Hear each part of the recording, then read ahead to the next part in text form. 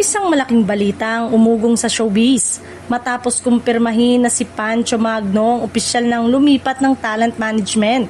Mula sa Sparkle GMA Artist Center ay nasa ilalim na siya ngayon ng Viva Artist Agency.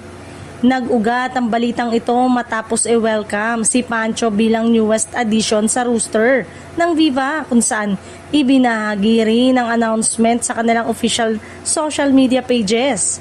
Dahil dito, maraming fans ang nagulat ngunit agad ding naging excited sa bagong chapter ng kanyang karir. Matatanda ang matagal nang naging bahagi si Pancho ng Sparkle GMA Artist Center, kung saan nagsimula at lumago ang kanyang karera bilang aktor sa Kapuso Network. Sa ngayon, kabilang siya sa mga artistang nag-end na ng contract sa naturang management noong 2026. Sa kanyang paglipat sa Viva, inaasahan ng marami na mas lalawak pa ang kanyang oportunidad mula sa pelikula hanggang sa iba't ibang digital at mainstream project na kilala ang Viva na ginagawa. Kilala ang ahensya sa paghawak ng iba't ibang artista at pagbibigay ng panibagong direksyon ng kanilang karir.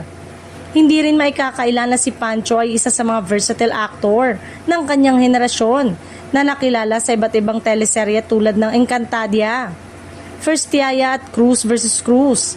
Dahil dito, marami ang umaasang mas lalo pa siyang mapapanood sa mas malalaking proyekto sa kanyang bagong tahanan. Sa ngayon, wala pang detalyadong pahayag si Pancho tungkol sa dahilan ng kanyang paglipat, ngunit malinaw na isa itong panibagong simula sa kanyang showbiz journey.